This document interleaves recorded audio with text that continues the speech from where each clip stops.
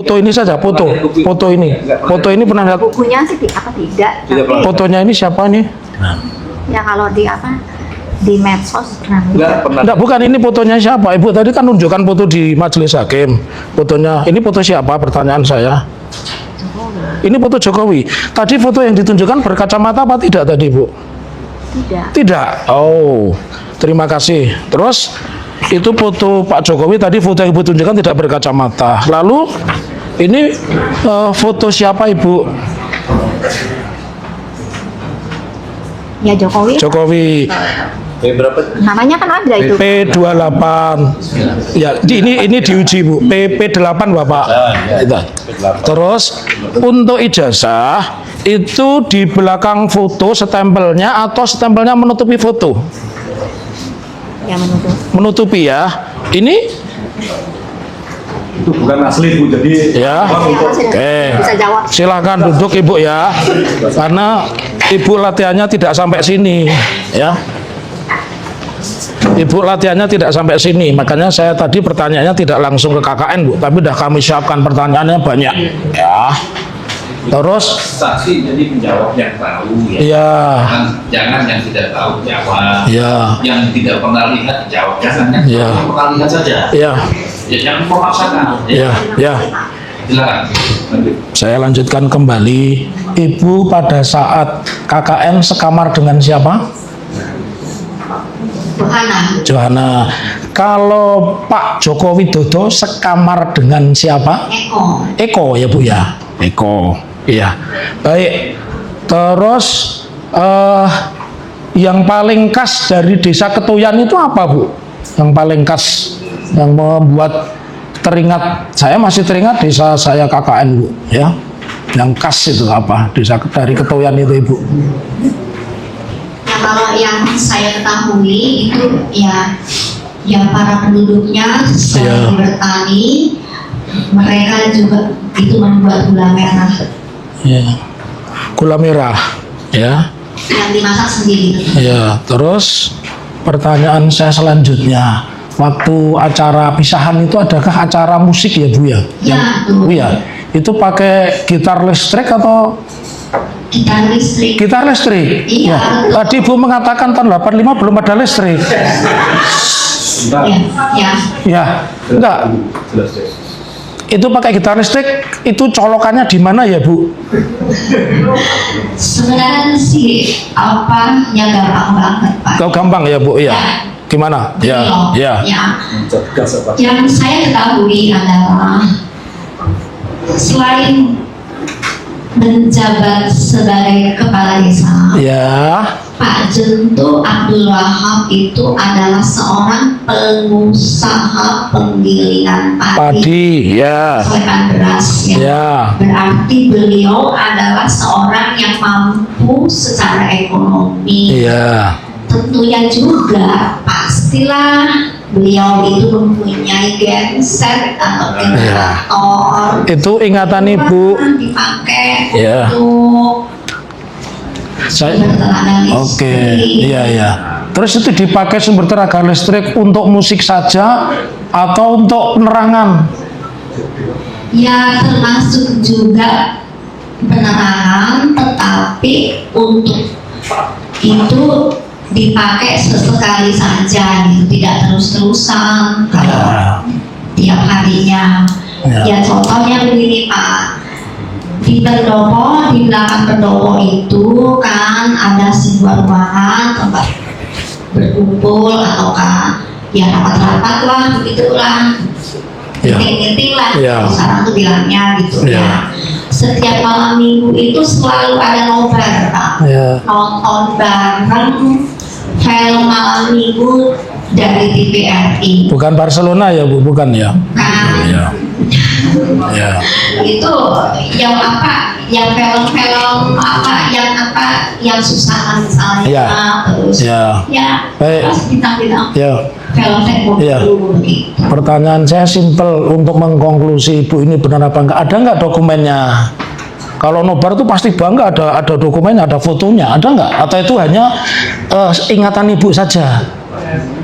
Ya, selain ingatan, Iya. saya bilang bilang tadi kan, Ya. kegiatan KKN saya itu berhubung saya bawa booster, Iya. booster Iya, iya, iya. ya di apa juga difoto begitu, Ya. tetapi sayangnya Ya. rumah saya itu kan di daerah banjir, Ya. di daerah. Mohon maaf Bu, cukup di situ saja. Pertanyaannya simpel.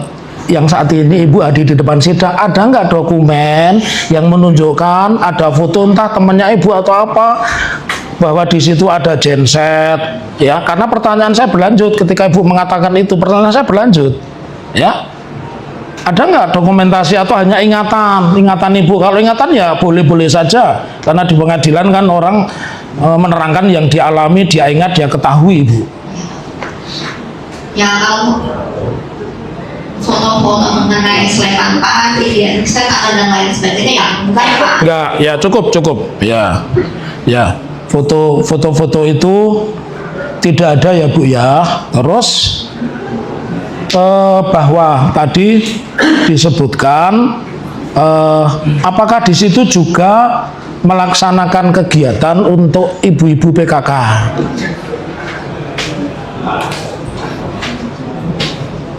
Ya kalau saya dulu ya Pak ya, kalau Ya. yang di pendopo itu tidak pernah, Tidak pernah ya. tapi ya kami melakukannya itu di dusun Gagatan dan di dusun Seworan Ya. itu. Ya. Ibu kan tahu nama Pak Jendri itu kan nama panggilan ya, nama aslinya Pak Abdul Wahab ya Bu ya. Nama Pak Jendri itu nama aslinya lengkapnya Abdul Wahab ya. Ya. Ya. Ibu tahu nama istri Pak Jendru? Saya tidak tahu. Tidak tahu. Kami itu manggilnya Bu Lurah atau Bu Kades atau Bu Jentu aja. Oh begitu. Ada enggak di situ nama Mbak Put? Saya tidak tahu Pak. Tidak tahu ya. Ya. Itu Mbak Puji itu istri Pak Lurah ya Bu ya. Nah, jadi dari kami cukup. Silahkan rekan yang lain. Terima kasih Dendi ya. Saudara saksi.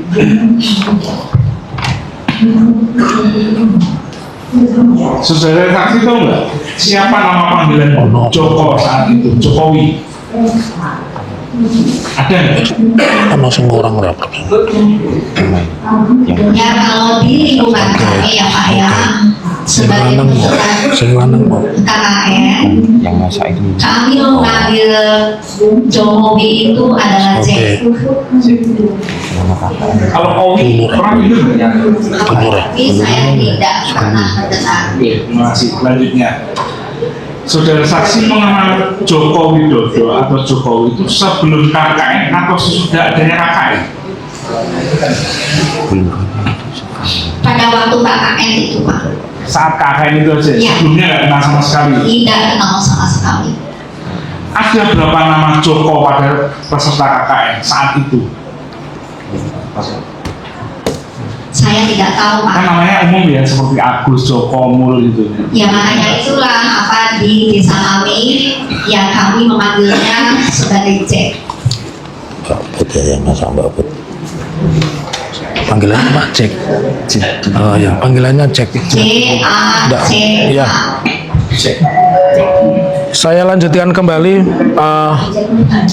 Ada yang menarik Ibu. Saya ini ingatan Ibu ya di dalam KKN kan tadi di pendopo. Tapi tadi Ibu tidak ingat itu rumahnya Pak Lurah atau siapa. Tapi tentu Ibu ingat. Ibu kan makan 3 kali di tempat KKN ya Bu ya. Ya. Ya, pertanyaan saya Bu, yang masak selama KKN siapa Bu? Bu Jentu dan karyawannya, Ya, pembantunya Win. ya, siapa namanya Bu? Saya tidak tahu. Oh ya, yang masak itu namanya Mbak Put, itu Mbak Puji ya. Baik, tadi Ibu mengatakan bahwa Pak Joko Widodo itu adalah alumni Fakultas Kehutanan dan lulus tahun 85 ya. Meskipun dari beberapa saksi tidak ada yang satu KKN sama lulus di tahun yang sama. Pertanyaan saya selanjutnya, setelah KKN Ibu berinteraksi nggak dengan orang yang bernama Joko Widodo itu? Sebetulnya nggak pernah sama sekali. Nggak pernah, ya. Ibu tahu tidak pada tahun kurun waktu 2005-2010 ada alumni UGM yang di Ketuyan menjabat wali kota itu pernah mendengar tidak Ibu? Entah di berita, entah di medsos? Ya saya tahu, tetapi saya tidak ngeh Ya. bahwa itu adalah Jack teman saya. Oh Jack, ya siap, nanti saya ke beliau panggilnya Pak Jack itu ya.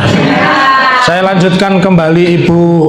Pak Irfan tidak perlu ketawa, itu hak saya pertanyaannya. Ya. Jangan tanya, jangan jelaskan. Ya. Yang ditanya, yang dicatat itu keterangan. Iya, iya. Jangan berbalas lagi. Enggak, saya tidak, maaf Bapak, saya nyaman, saya juga mencatat ya. Jadi yang dijawab saja. ya, jadi panggilannya Jack ya. Ya, panggilannya Jack. Pertanyaan saya selanjutnya, Ibu pernah tidak ada berita di koran yang Ibu baca, wah itu wali kota Surakarta 2005, 2012 itu teman saya alumni UGM, pernah enggak baca berita seperti itu? Ya itu kan Pak, waktu itu kan saya itu tinggal di Jakarta. Di Jakarta, ya. Itu ya berita-berita dari Solo itu tidak sampai ke sana. Oh, tidak sampai ke Jakarta. Tapi Ibu tahu Pak Jokowi masuk gorong-gorong masuk berita, tahu? Nah itu kan ya sepertinya ketika jadi gubernur ataukah presiden. Ya, enggak, pertanyaan saya, Ibu masuk, Pak Jokowi masuk gorong-gorong tahu? Di mana? Berita, iya berita itu. Berita Pak Jokowi masuk gorong kan sudah viral. Dia tidak ada relevansinya karena apa yang disampaikan ruang lingkupnya sebatas KKN yang mulia. Pertanyaannya aja, pertanyaan. Iya, menurut saya cara bertanya saya boleh karena akan kemampuan akademik. Karena apa yang dilihat didengar. Karena akan membuka kepada arah. Cari, mohon maaf yang mulia, untuk didengarkan secara tegas. Saya juga tidak mencari-cari. Mohon. Ya. Ya, saya belum cukup karena untuk menguji saksi kemarin dia katanya teman kuliah 5 tahun tapi tidak pernah tahu kabar kalau temannya itu jadi wali kota. Ini kan mengukur kejujuran. Saksi menjawab. Ya. Yang tahu saja kalau memang kan. Ya. Ya. Ini dijelaskan sebatas pada saat dia itu bertemu yang mulia, bukan di luar lain persoalannya. Mohon maaf, tolong diingatkan untuk bicara lewat ketua majelis. Sudah. Oke, teman-teman, mari kita membacakan komentar-komentar yang berbagai macam dari netizen yang mengatakan saksi semua pembayaran diajarin berbohong. Kebohongan demi kebohongan untuk menutupi penipuan terbesar dalam sejarah Indonesia. Nah, semua rakyat yang menonton ini, orang semua harus hashtag ya, penjarakan Jokowi, saksikan palsu Jokowi. Nah, sangat bagus ya, raja pembohong dibela para pendusta, juga dikelilingin penjilat pantat. Ya, kasus ini ijazahnya palsu menunjukkan negara bobrok dalam aparat. Saksikan ya, yang karyawannya ternyata yang masak ibu desa.